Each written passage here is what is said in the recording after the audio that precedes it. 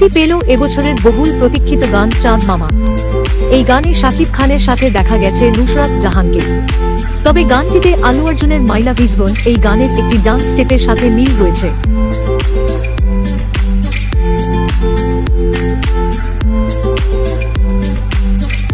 ভিডিওটি ভালো লাগলে অবশ্যই লাইক এবং সাবস্ক্রাইব করবেন।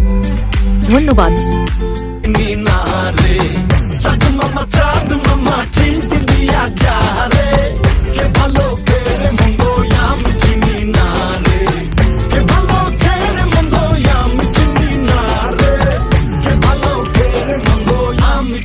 Nare